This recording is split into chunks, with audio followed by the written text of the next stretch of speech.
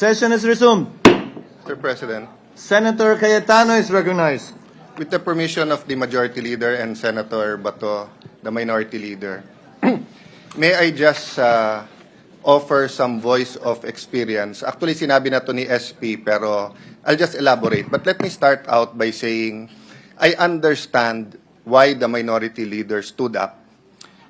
Yes, minority at mas konti sila, but they have a role to play.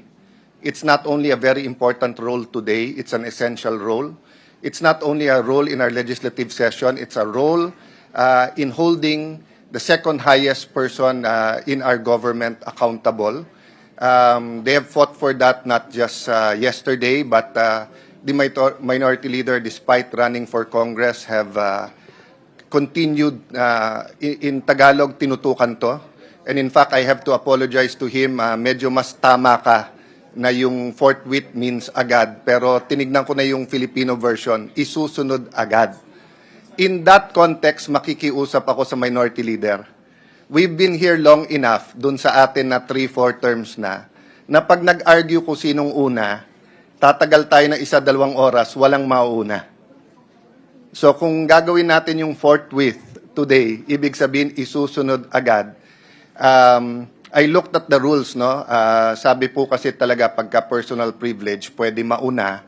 But ang sabi nga ni Minority Leader and backed up by the Deputy Minority Leader, we know how important the impeachment court is. So may I ask a further favor indulgence from the Minority Leader that we allow Senator Bato so that we also do not violate. We're going to violate 1 or 2 things today. Violate the agenda, dahil sa agenda talaga mag-oath taking, or violate our rules, dahil sabi sa rules, anytime pwede kang tumayo sa personal privilege. So may we ask for the indulgence ng minority to allow Senator Bato to deliver his speech because binanggit niya to sa akin kahapon. Kung ako nagkulang, pasensya na po kayo dahil ang pakiusap niya kahapon, bago mag-oath, magsasalita siya. So if we can allow him, then with the permission of the Majority Leader, I'll volunteer you to forthwith, immediately, agad-agad move na we take our oath as members of the impeachment court, if it's acceptable to the Minority Leader. It's not the perfect solution, sir, but I hope it's acceptable. What does the Minority Leader say?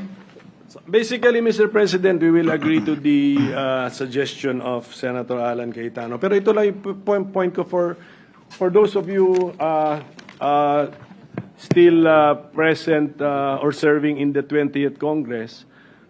There is a purpose, meron tayong agenda. So when you are in number 7 for privileged speech, you cannot just stand up and then accelerate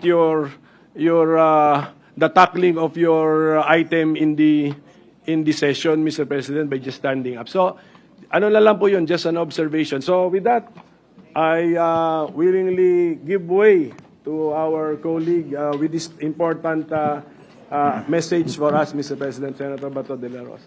We thank Senator Pimentel, also thank Senator Cayetano.